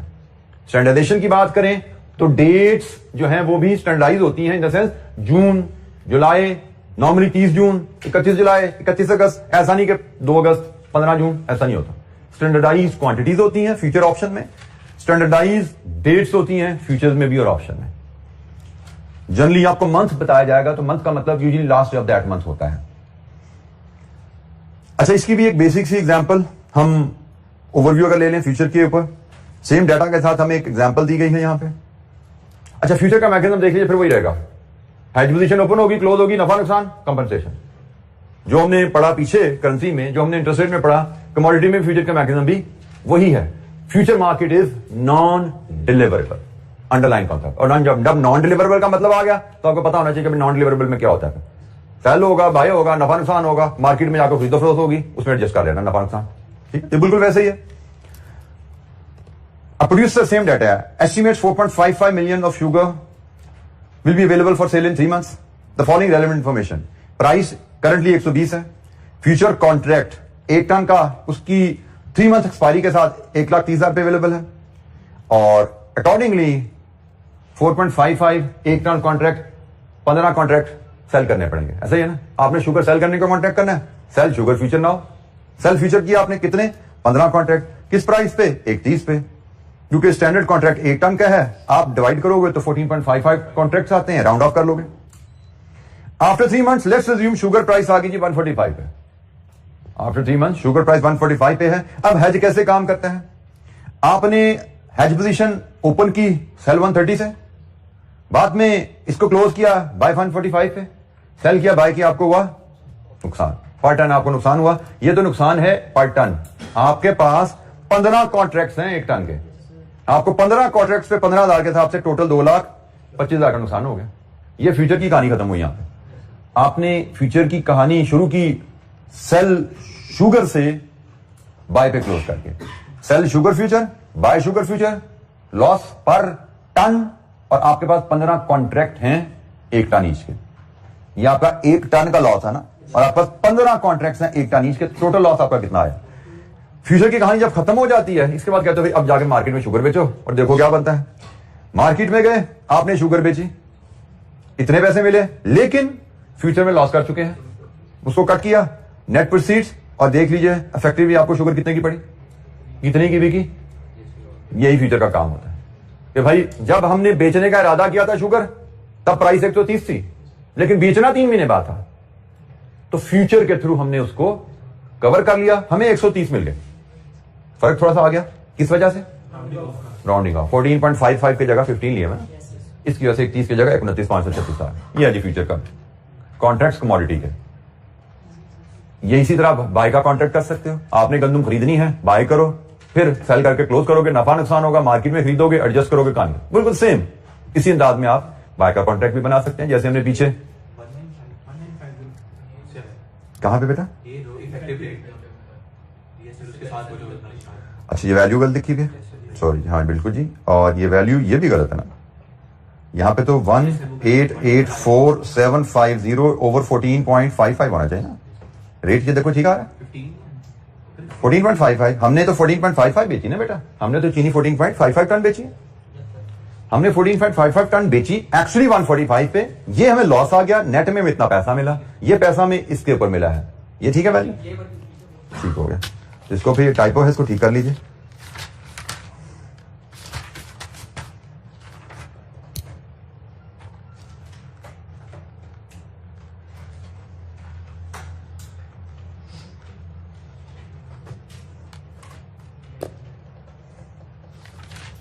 सो कमोडिटी के फ्यूचर्स, कमोडिटी के फॉरवर्ड्स, अगर आप करेंसी और इंटरेस्ट रेट को समझने आए हैं तो ये कहानी बड़ी आसान रही हमारी, ठीक है। इसमें बेसिक कॉन्सेप्ट मैंने कहा आपको क्लियर हो गया। अगर बेसिक कॉन्सेप्ट ने समझ लिया तो सवाल में इसी डिफिकल्टी लेवल से कभी बाय, कभी सेल, कभी लोन, कभी डिपॉजिट यहीं पे घुमाएगा। अभी तक जैसे मैंने कहा, मैं फिर बता दूं, एक दफा में मॉडल में करेंसी फ्यूचर, एक दफा स्प्रिंग 22 में currency FRA and money market. ये 2 सवाल अभी तक आए। बाकी अभी जो भी एरियाज हम पढ़ रहे हैं ये सवाल इन पे आया नहीं, लेकिन यकीनन आने वाले अटेम्प्ट्स में इनमें सवाल मिलने वाले हैं इंशाअल्लाह। तो वी हैव टू प्रिपेयर। और इसमें फिर कह दो कि जो क्लासरूम डिस्कशन, जो नोट्स में अवेलेबल है material, this should be enough. इसी को आपने समझ के किया हो आपके लिए काफी है इंशाअल्लाह। इसके आगे दाएं बाएं बहुत ज्यादा होने की जरूरत नहीं है आपको। अच्छा, जब नाउ लास्ट स्ट्रोक, हमारे लास्ट सेकंड लास्ट स्ट्रोक, लेकिन ये बड़े ब्रीफ सी डिस्कशन है हमारी। 2 रिस्क रह गए जी। मार्केट रिस्क हमारा फुली कवर हो गया, फॉरेन एक्सचेंज रेट रिस्क भी हो गया, इंटरेस्ट रेट रिस्क भी हो गया, कमोडिटी रिस्क भी हो गया। अब credit risk and liquidity risk, ये 2 रिस्क रह गए। इन पे हमारी डिस्कशन बड़ी ब्रीफ सी है, कोई न्यूमेरिकल नहीं, सिंपल छोटी छोटी थ्योरी है। किताब से आपको देख के idea, less than a page का मटेरियल है, हार्डली अ पेज का मटेरियल है। क्रेडिट रिस्क क्या है? क्रेडिट रिस्क ये है कि आपने किसी को लोन दिया या उधार पे चीजें बेची, पैसा नहीं आएगा, this is the credit risk. बैंकों के लिए, बैंक लोन देते हैं किसी को, तो लोन में डिफॉल्ट हो जाना, this is there credit risk. आम कारोबारी कंपनियां उधार पे चीजें बेचती हैं, कस्टमर पैसे ना दे चीजें खरीद के, दिस इज क्रेडिट रिस्क। ठीक है कि उधार पे चीज आपने पैसा दिया है वापस नहीं आएगा, कमोडिटी बेची है, पैसा दिया वापस नहीं आएगा, दिस इज क्रेडिट रिस्क। अब क्रेडिट रिस्क को मैनेज कैसे किया जाए एज अ फाइनेंस पर्सन, क्योंकि फाइनेंस की मैनेजमेंट की बात है ना, हमारा कंपनी का पैसा लग रहा है, तो उस क्रेडिट रिस्क को मैनेज करना भी एज अ फाइनेंस पर्सन जो हम रोल लेंगे as a chartered accountant letter, उसका हमारी जिम्मेदारी बनती है। डिफरेंट टूल्स जो अवेलेबल है, सबसे पहला टूल है सेटिंग क्रेडिट लिमिट।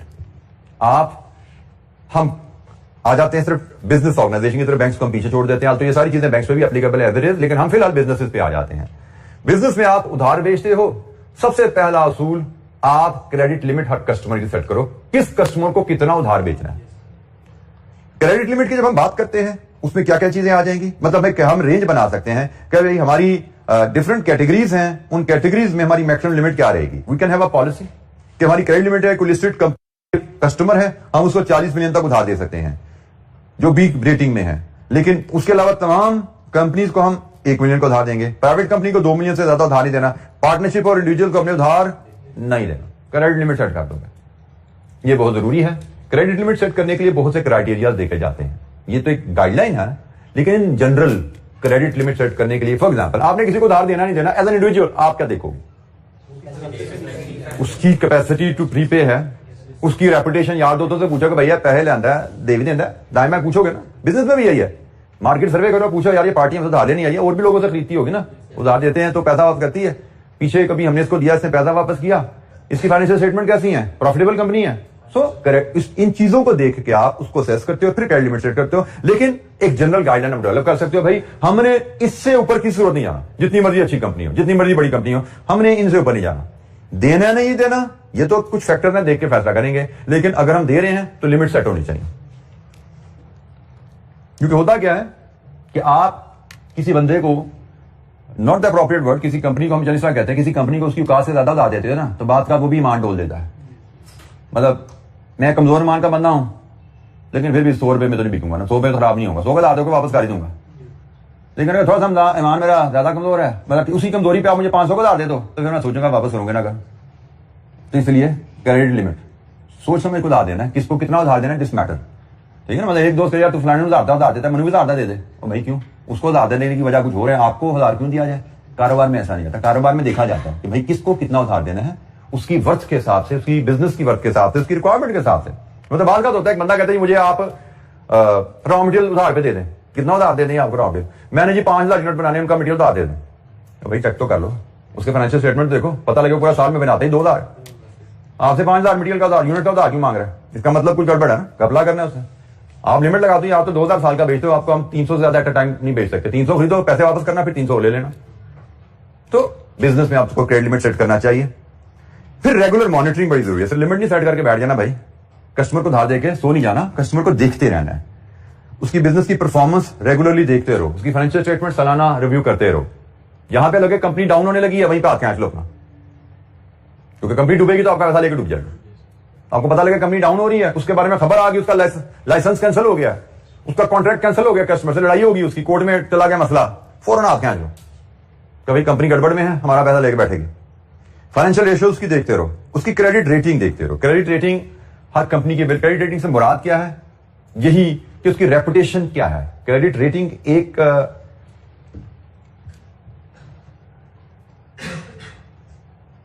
थोड़ी सी हम कह सकते हैं कि एक स्टैंडर्डाइज एक टर्मिनोलॉजी है कि हमारे पाकिस्तान में डिफरेंट क्रेडिट रेटिंग एजेंसीज जिनसे हम राबता कर सकते हैं कि अभी फलानी पार्टी का जरा व्यवहार तो बताओ कैसा है, उसकी मार्केट रेपुटेशन, उसकी फाइनेंशियल पोजीशन के हिसाब से उसको उधार देना चाहिए नहीं देना चाहिए। तो क्रेडिट रेटिंग कंपनी किसी भी कंपनी के बारे में ए बी सी रेटिंग दे देते हैं हमें। हर कंपनी का अपना अंदाज होता है, बट मैं just for the sake of simplicity बता रहा हूं। ए क्रेडिट रेटिंग का मतलब बहुत अच्छी कंपनी है जी, 100% गारंटीड है, पैसा देना देगा तो 100% टाइम पे वापस आएगा, प्रॉमिस के पक्के हैं। बी तकरीबन टाइम पे दे देते हैं, देर सवेर कर देते हैं, बस 2-4-5 दिन ऊपर होते हैं, लेकिन पैसा देते हैं, मारने वाले नहीं है। सी रिस्क है भाई, कंपनी जरा कमजोर है, नीयत के शायद खराब नहीं है, लेकिन कंपनी कमजोर है, कल को डूबगी तो पैसा डूब भी सकता है, तो रिस्क थोड़ा ज्यादा है, देख लीजिएगा, ठीक है जी। और डी भी डाल देते हैं। डी का मतलब भाई पहले बहुत से कंपनी को पैसे मारे में, इसको ना देना। क्रेडिट रेटिंग आपको ABCD कैटेगरी बता देती है। तो भाई हम कह रहे हैं, और ये अक्सर स्पेशली बैंक्स के लिए मैंडेटरी होता है कि वो अपनी क्रेडिट रेटिंग रेगुलरली करवाते रहे। कंपनीज करवाए ना करवाए अपनी जरूरत पे इसके ऊपर है, लेकिन बैंक्स के लिए ये जरूरी है कि आपने सालाना क्रेडिट रेटिंग करवानी है, ताकि पब्लिक आपको जब पैसा दे तो उसको पता हो ये बैंक पैसा लेके वापस करने में कैसा है। क्रेडिट रेटिंग से मुराद कि आप जब किसी से पैसा लेते हो तो आप वादों के, प्रोमिसेस के, कमिटमेंट्स के कितने पक्के हो वापसी के बारे में। तो पब्लिक जब बैंकों को पैसा दे रही है तो बैंकों की क्रेडिट रेटिंग भी देखनी चाहिए, वहां उनकी रिक्वायरमेंट मस्ट है। अब किसी नेस्ले करवाए ना करवाए, कोहिनूर करवाए ना करवाए, वो उसकी डिस्क्रिप्शन, उसकी मर्जी है, लेकिन बैंकों की जिम्मेदारी, उनकी मजबूरी है, उनके लिए लॉ बना है, वो करवानी जरूरी है। तो हमें अपने कस्टमर की क्रेडिट रेटिंग अगर कोई करवाता है तो देखते रहना चाहिए। इसमें फॉल आ रहा है, इसका मतलब कंपनी गड़बड़ कर रही है। और डेट का बर्डन भी देखना है कि जो मैंने भी कहा था, जितना डेट का बर्डन बढ़ता जाता है उतने डिफॉल्ट के चांसेस बढ़ते जाते हैं, पैसे डूबने के चांसेस बढ़ते जाते हैं। तो आप रेगुलरली देखो अपने कस्टमर को, इनमें से कोई भी चीज गड़बड़ हो रही है, इसका मतलब पैसा डूबने का चांस है। हाथ खींच लो अपना, पैसा बचा सकते हो तो बचा लो। जी बेटा। सर आपने कहा कि बैंक्स को मैंडेटरी है क्रेडिट रेटिंग करवाना। सर आपने कुछ क्लासेस पहले कहा था कि it is a general principle that banks don't default. मैंने जनरल प्रिंसिपल बैंक्स के बारे में कहा था they don't default. General principle basically banks don't default इसलिए होता है कि बैंक्स के जो लाइसेंसेस होते हैं they are regulated by central banks. In every country they are regulated by central bank. और बैंक्स के पास जो भी पैसा आप रखवाते हो उसकी गारंटी होती है स्टेट बैंक की। अगर बैंक का लाइसेंस वैलिड है, इसका मतलब है कि आप बैंक को पैसा दो तो बैंक साथ डूबेगा नहीं आपका, स्टेट बैंक की गारंटी है। बैंक बेशक बंद भी हो जाएगा, स्टेट बैंक पैसा पूरा करेगा, और स्टेट बैंक के पीछे गवर्नमेंट खड़ी होती है। तो गवर्नमेंट वैसे तो श्रीलंका ने सॉवरेन डिफॉल्ट हो गया, लेकिन सॉवरेन डिफॉल्ट, गवर्नमेंट का default is a very very rare phenomena. Government never default, government state bank के पीछे खड़ी होती है। इसका मतलब गवर्नमेंट कभी डिफॉल्ट नहीं करती तो स्टेट बैंक कभी डिफॉल्ट नहीं करेगा। स्टेट बैंक कमर्शियल बैंक के पीछे खड़ा है। अब कमर्शियल बैंक डिफॉल्ट ना करे तो भाई कमर्शियल बैंक तो कमर्शियल बैंक है ना, नुकसान होता तो बंद हो सकता है। तो बैंक बंद हो सकता है, लेकिन बैंक में बड़ा पैसा डूबना नहीं चाहिए असूलन। स्टेट बैंक के प्रॉमिस के मुताबिक स्टेट बैंक को पैसा आपको वापस करना चाहिए। पैसा तो स्टेट बैंक वापस कर देगा, लेकिन उस पैसे में ख्वारी जो होगी लेने में, रिस्क तो आ गया बीच में। Banks are commercial organization, banks may get into losses, banks may get into liquidation, they may get close down. Depositor को पहले तसल्ली है कि क्लोज आउट हो गए, हमारा पैसा डूबा नहीं है, हमारा पैसा स्टेट बैंक पूरा कर देगा। कब करेगा? परेशानी तो आएगी ना। तो रिस्क तो यही है कि परेशानी आ गई थोड़ी सी। आपका ख्याल था मुझे पैसे 6 महीने बाद मिल जाएंगे, 6 महीने बाद बैंक लिक्विडेशन में चला गया, पता लगी पैसे 2 साल बाद मिलेंगे स्टेट बैंक से। मिल जाएंगे आपको, इंटरेस्ट भी शायद मिल जाए आपको उसके ऊपर, लेकिन रिस्क आ गया ना, आपकी उम्मीद के बरखिलाफ काम हो गया। ठीक है, दिस इज रिस्क। अच्छा, क्रेडिट रिस्क में फिर गारंटीज भी आ जाती हैं कि आपको किसी पार्टी से डर लग रहा है यार पैसा डूब जाए, उधार लेने आया, उधार मांग रहा है, तो लेकिन कोई खबरें अच्छी नहीं आ रही इसके बारे में, तो आपको कहते हैं कि गारंटर ले आ गया भाई, तूने अगर पैसे ना दिए तो कौन तेरी गारंटी देता है, वो भरेगा मेरे। तो फिर इसका क्रेडिट रिस्क शेयर हो जाता है भाई। जैसे आप भैया भाई किसी दोस्त पे आपको शाखा करा, दोस्त तेरी गारंटी देता है, फिर मैं तुम देना आपस में जैसे करते हैं, वही टर्म्स है। बिजनेस में भी ऐसे ही है यूजुअली। जैसे एलसी क्या होती है? बैंक की guarantee. LC is a sort of guarantee, बड़ी अच्छी एग्जांपल है गारंटी की हमारी, कि भाई एक कंपनी ने बाहर अप्लाई किया, भाई हमें ये चीजें भेज दो उधार पे, ऐसे पैसे कहां से आएंगे, पैसों की गारंटी कौन देता है? अच्छा, ये एलसी खुलवा देते हैं, बैंक की गारंटी आ गई। ठीक है, credit insurance this is another tool. जिस तरह आपके एसेट्स की इंश्योरेंस होती है, आप रिसीवेबल की इंश्योरेंस, रिसीवेबल भी आपका एसेट है, इसकी इंश्योरेंस भी अवेलेबल होती है। आई स्टिल रिकॉल, हमने एक बड़ा प्रैक्टिकल केस है, एक्चुअल केस है। हमें जब मैं राइस एक्सपोर्ट बिजनेस में था, वहां पे एक क्लाइंट की ऑर्डर आया। वो क्लाइंट था कि अफ्रीका के किसी मुल्क में, और अफ्रीका में उन दिनों में हम बिजनेस में होते हैं तो पढ़ते रहते हैं, तो उन दिनों में वहां पे बड़े खबरें थी, अब तो चीजें बहुत ज्यादा मजीद रेगुलेशन आ गई। मैं बात कर रहा हूं आज से कोई 20 साल पुरानी। तो उन दिनों में वहां पे फेक बैंक्स का भी मसला होता था। अब हमें एक एलसी आई हुई थी, बट हमें डर था खुदा ना खास्ता एलसी किसी फेक बैंक की तरफ से ना आई हो। आल्दो बैंक टू बैंक जाती है एलसी, और वहां पे बैंकों का आपस में कम्युनिकेशन का एक चैनल होता है जो कि असूलन सिक्योर समझा जाता है, लेकिन जब फ्रॉड होता है तो सब कुछ हो जाता है। तो हमें डर था कि हमारा जो कस्टमर है उसने जिस बैंक से एलसी खुलवाई है वो बैंक कहीं फेक ना हो। तो हम एलसी पे, बैंक की गारंटी पे रिलाय नहीं कर रहे थे। हमें क्रेडिट रिस्क था कि हम उधार माल बेचेंगे, वापस पैसा पता नहीं आए ना आए। और माल बेचना मसला नहीं होता, बेच के पैसा निकलाना असल मसला होता है कारोबार में। बेचने उधार पे उठाने को तो सब तैयार है, ठीक है, वो तो किसी को भी कोई उधार पे बेचना ले लो तो वो तो ले जाएगा, पैसा देगा नहीं देगा, असल मसला तो वो है। हमारा मसला कारोबार में बेचना नहीं होता, बेच के पैसा लेना। तो हमें वहां पे कस्टमर कह में चीजें भेजें, हमें पेमेंट पे जरा शक था, तो हमने इसको भी चेक करना, क्या करें डिफरेंट ऑप्शन होती हैं। अब इंटरनेशनल ट्रेड में जैसे 2 ऑप्शन हमें मिली वहां पे। एक ऑप्शन थी कि हम उस एलसी को किसी रेप्यूटेबल बैंक से कंफर्म करवाएं, एक और बैंक की गारंटी दिलवाएं उस पर। हमें जैसे ऑप्शन मिली कि हम HSBC, एक इंटरनेशनल ब्रांड है, उन दिनों पाकिस्तान में भी होता था, हम HSBC से गारंटी ले लें कि वो हमें उस बैंक की गारंटी दे दे कि वो बैंक जेन्युइन है। अगर उस बैंक ने पैसा नहीं दिया तो मैं दे दूंगा। HSBC पे इंटरेस्ट था, उसने अपना लेकिन साथ बिल भेज दिया कि भाई मुझसे गारंटी ले तो मेरी इतनी फीस है। दूसरा हमें ऑप्शन मिली कि हम इंश्योरेंस कंपनी के पास चले जाएं, उनके पास चले जाएं, उनको बताएंगे भाई हमारे पास एलसी है, तो हमें इस पे शक है कि बैंक शायद ये पैसा ना दे, तो आप इसको इंश्योर कर दो। उन्होंने अपना फिगर बता दी, ठीक है इंश्योरेंस हम दे देते हैं, आप ये हमारा इतना प्रीमियम है, आप ये प्रीमियम दे दें, हम आपको इंश्योरेंस दे देते हैं। बैंक ने अगर पैसा नहीं दिया आपका, कोई कस्टमर तो निकल गया। जब एलसी इशू होगी तो कब कस्टमर तो बाहर हो गया, अब तो बैंक बीच में आ गया ना, मैंने बैंक से पैसा लेना है, तो कहिए बैंक पैसा नहीं देगा तो इंश्योरेंस कंपनी भर देगी आपका, लेकिन प्रीमियम है इंश्योरेंस का जैसे होता है। तो ये ऑप्शन भी अवेलेबल है, हम क्रेडिट इंश्योरेंस भी ले सकते हैं। तो क्रेडिट रिस्क मैनेजमेंट के लिए what are the different tools. पहली बात, हम रिस्क लें ही कैलकुलेटेड, लिमिट्स देख के अच्छी पार्टी को चीजें बेचें। फिर रेगुलर मॉनिटरिंग करें ताकि जहां पे ही कोई पैसा डूबने का खतरा पैदा हो फौरन हम चीजों को कंट्रोल करें, अपनी कंपनी को नुकसान से बचाएं। तीसरी चीज, हम गारंटीज ले सकते हैं उधार देते हुए। चौथी चीज, हम क्रेडिट इंश्योरेंस की ऑप्शन को भी डिस्कस कर सकते हैं। डिफरेंट केसेस में डिफरेंट ऑप्शन एक्सरसाइज होती हैं। जैसे मैंने कहा, मैं अपनी ट्रेड में था तो हमारी कुछ पार्टीज ऐसी थी जिनसे हम एडवांस कैश पे ट्रेड कर सकते हैं। ये भी एक तरीका ना, उधार पे बेचो ना एडवांस ही ले लो। हम कुछ पार्टी से एडवांस मंगवा लेते थे। इंग्लैंड की पार्टी है जो हमारी नोन नहीं है, नया कस्टमर कहती है पहली टर्म कैश पे भेज दो, कैश एडवांस भेजो, हम कर देते हैं एक्सपोर्ट। तो कैश पे लो, उधार करो ही ना ताकि रिस्क ही ना रहे। दूसरा, फिर जो पुरानी पार्टी थी जिन पे हमारा टेस्ट था, उनका हमारा फाइनेंशियल स्टेटमेंट तो बिहेवियर ऐसा था कि हमें पता था पैसा ये नहीं मांगती, हम बगैर गारंटी के माल दे देते हैं उनको। अच्छे क्लाइंट से जिनका आपका रिलेशनशिप बन जाता है, आप बगैर गारंटी के उधार दे देते हैं। हम बगैर गारंटी के इंग्लैंड माल भेज देते थे। कुछ कंपनी से हम एलसीज लेते थे और कुछ जैसे मैंने कहा एलसी को कंफर्म भी करा लेते थे और इंश्योरेंस भी ले लेते थे। तो हर क्लाइंट के लिए डिफरेंट स्ट्रेटजी है, बट हमें क्रेडिट रिस्क को देखना है। कैसे देखना है? डिफरेंट टूल्स की हमने बात की। हमें इस पे मे भी 1-2-4 नंबर का नोट आ सकता है, हमें कोई एक एमसीक्यू भी बन सकता है इस पे, ठीक है। लिक्विडिटी रिस्क लास्ट हमारा पॉइंट ऑफ डिस्कशन आज का। लिक्विडिटी रिस्क ये है कि भाई company may not be able to meet its obligation when they fall due. बिजली का बिल आया, पे करने के पैसे नहीं है। किराया फैक्ट्री का ड्यू हो गया, पे करने के पैसे नहीं है। सप्लायर को पेमेंट करनी है, पे करने पैसे नहीं है, ड्यू टू व्हाटएवर रीजन। ऐसा नहीं कि कंपनी नुकसान में चल रही है। बात का होता है कि भाई पैसे हमारे हैं लेकिन डेटर्स में फंसे हुए। डेटर्स ने 4 दिन बाद पैसे देने, किराया आज ड्यू हो गया। एलसी खुली हुई है भाई, लेकिन एलसी के पैसे महीने बाद आने हैं, हमें पक्के हैं $2 मिलियन आने हैं, लेकिन महीने बाद आने हैं। बैंक की लोन की किस्त आज ड्यू होगी।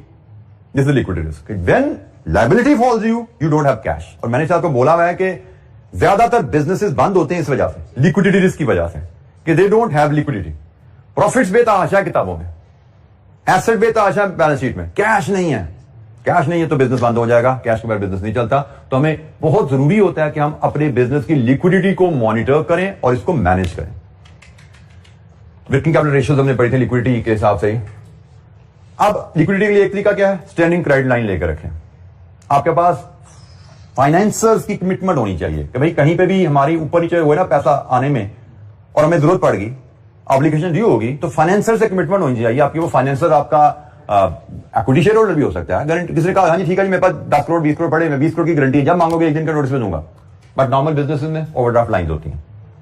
आप स्टैंडिंग क्रेडिट लाइन्स बैंक से ओवरड्राफ्ट लाइन लिमिट अप्रूव करा के रखते हो, रूटीन में यूज नहीं कर रहे, लेकिन इन केस जरूरत पड़े तो बैंक से हम उधार इमीडिएटली ले सकते हैं विदाउट एनी नोटिस। अप्रूव करेगी नहीं हमने लिमिट, उसकी हम सालाना फीस भी दे रहे हैं उनको, बैंक सालाना फीस लेता है और जरूरत पड़ेगी हम यूज कर सकते हैं। Regular monitoring of working capital ratios, ये बहुत जरूरी है। क्योंकि मैंने आपको जो बताया ना, बिजनेसेस फेल हो जाते हैं। वो फेल होते कैसे हैं? बिजनेसेस ग्रो करते हैं, सेल्स एकदम बढ़ गई जी, 1.5 गुना होगी सेल्स, बूस्टर लग गया सेल पे, अब सारे छलांगे मारने लग जाते, लो जी अब तो मुझे प्रॉफिट और profit. But they don't realize कि सेल्स बढ़ी हैं तो रिसीवेबल बढ़ेंगे, सेल्स बढ़ी हैं तो इन्वेंट्री बढ़ेगी, प्रॉफिट तो आने साल के एंड पे, रिसीवेबल तो भी बढ़ गए, इन्वेंट्री तो भी बढ़ गई, लिक्विडिटी क्रंच आ जाता है। सो रेगुलरली अपनी वर्किंग कैपिटल रेशियो देखते रहो, डेटर डेज उसमें कुछ चेंज आ रहा है, इन्वेंट्री डेज में कुछ चेंज आ रहा है, क्रेडिटर डेज में कुछ उतार चढ़ाव हो रहा है, ठीक है। वर्किंग कैपिटल रेशियोज हमने पढ़ी थी, उनको रेगुलरली देखते रहो, वो आपको बता देती हैं कि भाई आपको पैसे की जरूरत है या नहीं है। अगर आप उनको मॉनिटर करते रहोगे, उनमें उतार चढ़ाव बदलाव, net working capital ratio which is working capital turnover ratio, sales over working capital, ये भी पढ़ी ना हमने, पढ़ी थी हमने रेशियो के नहीं है वर्किंग कैपिटल के चैप्टर में। वर्किंग कैपिटल के चैप्टर में एक बड़ी अहम रेशियो होती है sales over net working capital. आपकी सेल्स बढ़ रही है अगर, तो आपका वर्किंग कैपिटल भी बढ़ना चाहिए। लेकिन अगर working net sales over working capital ratio बढ़ती जा रही है, रेशियो बढ़ रही है, इसका मतलब क्या है कि आपकी सेल्स ग्रो कर रही है, वर्किंग कैपिटल इन्वेस्टमेंट नहीं ग्रो कर रही, दिस इज बैड। इसका मतलब you are getting into liquidity crunch. Working capital ratio अगर हमने नहीं, मुझे लगता था शायद डिस्कस हुई, लेकिन नहीं हुई, तो इसको हम कहते हैं वर्किंग कैपिटल टर्नओवर।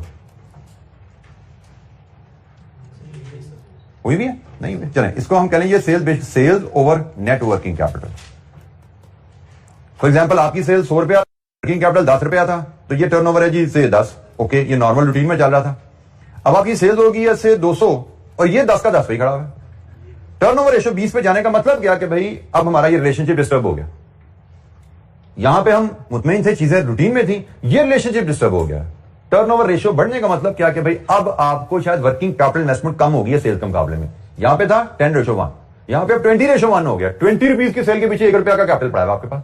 अगर आप इसको रेशियो में देखने जाओ तो ये ऐसे है ना, तो इसका मतलब लिक्विडिटी क्रंच आ रहा है। ये हमारा स्टैंडर्ड था, हम यहां पे चलते थे, अब सेल्स में एकदम इजाफा आया है, हमारा कोई कंपैटिटर बंद हो गया, हमारी प्रोडक्ट की एकदम हिट होगी, सेल्स में एकदम इजाफा आया, इजाफे के साथ हमने पैसा नहीं डाला तो ये बढ़ गया। ये बढ़ना भी डेंजरस है, इसको भी हमने मेंटेन रखना होता है। जिस तरह सेल्स बढ़ी उसके हिसाब से हमें इसको भी बढ़ाना चाहिए था, इसको भी हमें 20 पे ले जाना चाहिए था, ताकि हम ये 10:1 पे इसको मेंटेन कर पाते हैं।